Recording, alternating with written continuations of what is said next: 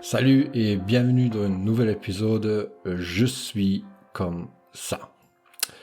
Aujourd'hui, on va parler de la force mentale. Pourquoi la force mentale? Alors, nous avons tous, tout le monde a déjà vécu des moments où on était là en train de se lasser, d'abandonner, peu importe si c'était le travail, dans le sport, dans notre quotidien personnel. Mais c'est justement dans cet instant-là que notre force mentale fait toute la différence. Dans cet épisode-là, nous verrons ce qui constitue la force mentale et comment toi aussi tu peux la renforcer. Et encore plus important, pourquoi la force mentale est plus importante que la motivation. Et encore une fois, comme la dernière fois et celui-là devant, je te propose un exercice tout à la fin pour que toi, tu puisses mettre les exercices en place. Alors, qu'est-ce que c'est la force mentale?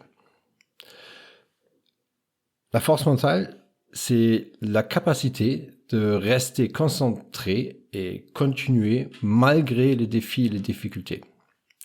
Ça te permet de garder une attitude positive et de ne pas te laisser décourager. C'est quelque chose, certes, tu en connais peut-être dans ton entourage des gens qui ont plus cette force mentale, il y en a qui ont peut-être moins. Et ça, c'est quelque chose, ça se développe avec l'expérience. Si tu me suis depuis un moment, tu sais que moi, j'ai beaucoup couru. En ce moment, j'en fais un peu moins, mais j'ai beaucoup couru. Donc, la force mentale, c'est quelque chose, justement, quand on fait les grandes distances, c'est là où ça se joue. En tant que marathonien, on dit les premières 30 km, tu cours avec tes jambes, les derniers 12 avec la tête.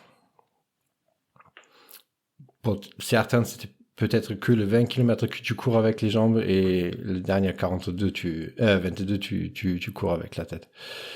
Parce que si tu as déjà fait une marathon, à 30 km, il y a le mec avec le marteau. Bam! Et d'un coup, c'est là où ton corps, il te dit non, stop, arrête, ne continue pas. Et c'est là où, moi, en tous les cas, personnellement, je me beaucoup parler avec moi-même. Vas-y, encore un petit peu, encore un petit peu, encore un petit peu. Tu continues, n'arrête pas. Tu es presque. Et ça pendant 12 km, presque, ça fait loin. Et c'est justement, c'est ça, ça te permet d'aller au-delà de la douleur. Hein, pareil, si tu fais du weightlifting, de la muscu, encore un exercice. Vas-y, encore un de plus. Hein, tu as envie d'arrêter, mais tu rajoutes quand même encore une. La force mentale, c'est pas parce que les gens, ils ont une facilité de le faire. Ils ont plutôt la capacité de le faire quand même, malgré la douleur, malgré les difficultés qu'ils rencontrent. Et on peut baser la force mentale sur 3 piliers. Donc, premièrement, la discipline. Je reprends l'exemple de marathon. Pour faire un marathon, il faut s'entraîner. Donc, peu importe, neige, pluie, soleil, tu cours. Si t'as envie, si t'as pas envie, on s'en fout, tu cours. Et ça, c'est quelque chose, ça t'amène une continuité. D'accord? Et ton cerveau, il s'imprègne de, ok, je vais quand même. Deuxième truc, la résilience. Là, c'est ta capacité de rebondir après un échec. On avait parlé déjà des échecs la dernière fois. Et de comprendre que ça fait partie de ce parcours. Ça fait partie du moment difficile où tu as envie d'arrêter, où tu as une douleur dans les jambes et tu peux plus. Et quand même, tu rebondis et tu recommences à courir. Et le troisième, c'est la confiance en soi.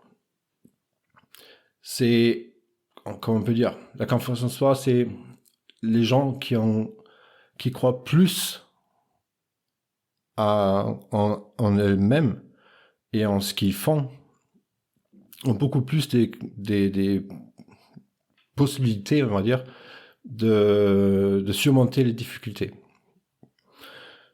Et ça, c'est quelque chose, ça se construit. Je reprends l'exemple du marathon.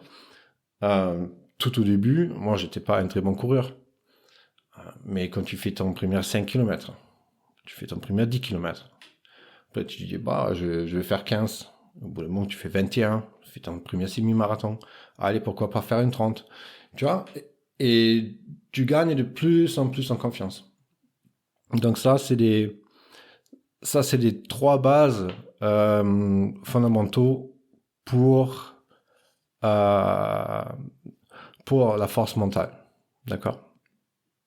Alors, comment tu peux faire des exercices pour renforcer ta force mentale concrètement? 1.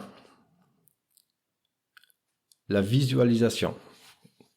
Je sais qu'on avait déjà parlé de ça dans un précédent podcast. Pourquoi la visualisation, c'est si important?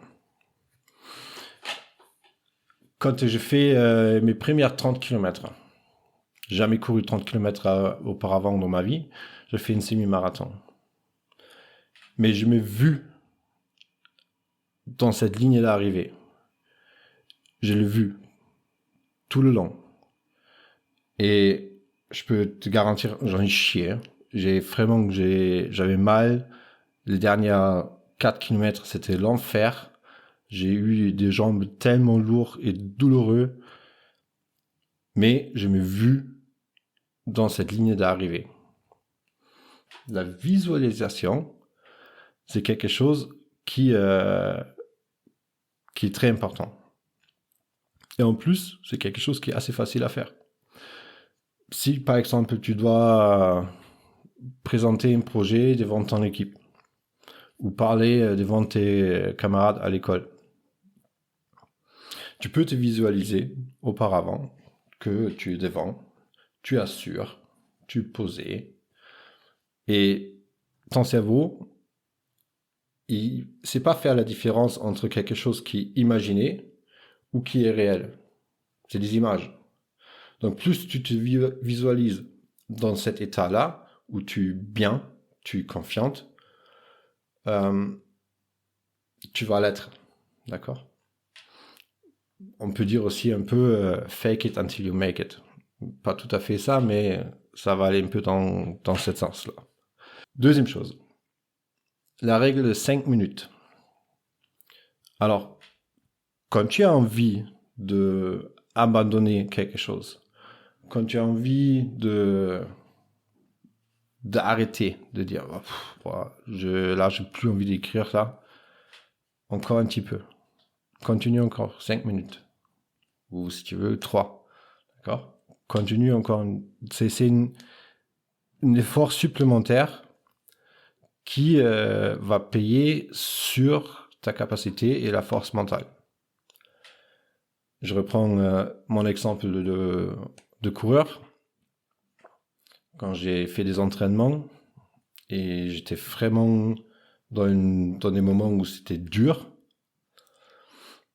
je me disais, ouais, allez, jusqu'à là-bas, jusqu'au coin.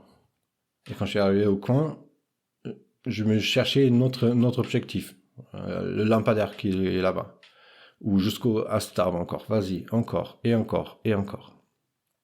Ok? Donc ça, c'est des petits exercices que tu peux mettre en place. Après, un autre truc, transformer les pensées négatives. Si moi, je pense en tant que coureur, un marathon, j'arriverai jamais, j'aurai raison. En revanche, et là, il ne s'agit pas de se mentir, c'est d'être honnête aussi avec soi-même, je peux me dire, ok, je vais me préparer, c'est pas un cadeau, hein. Marathon, c'est quand même dur, mais j'ai les compétences et je vais arriver. Je vais y arriver. Et ça, tout le long. Donc, ça, c'est des petites astuces pour renforcer ton mental. Et tu verras, si tu le mets en place, c'est quelque chose ça devient de plus en plus simple. Donc, encore un peu. Ok? Donc, comme la dernière fois, je t'ai choisi encore un exercice pour toi, pour cette semaine-là. Donc, tu choisis un défi ou un objectif, quelque chose auquel tu es affronté là, maintenant, et tu appliques les stratégies. Donc, visualisation, règle 5 minutes et les affirmations positives. Et, si tu veux, tu sais, moi je suis grand fan de l'écrire des choses, ben, tu l'écris. Tu marques quelle différence ça a fait. Et tu verras ton progrès. D'accord? Tu peux aussi, si tu n'aimes pas écrire, tu fais des points. C'était bien, 5 points, c'était encore mieux. Quelque chose comme ça. Je te souhaite beaucoup de force mentale. Je te souhaite pour cette semaine que tu travailles sur ta force mentale et applique les stratégies. Vraiment, c'est rien de compliqué. Visualisation, règle 5 minutes, affirmation positive. Et comme toujours, dans le show notes, je t'ai fait une petite questionnaire, une petite fiche pratique pour que toi, tu peux le mettre en place à la maison beaucoup plus facilement. Ok? Je te souhaite une excellente semaine. On s'entend, en fait, tu m'entends la semaine prochaine dans un autre épisode. Je suis comme ça. Jusque-là, je te souhaite une excellente journée. Ciao.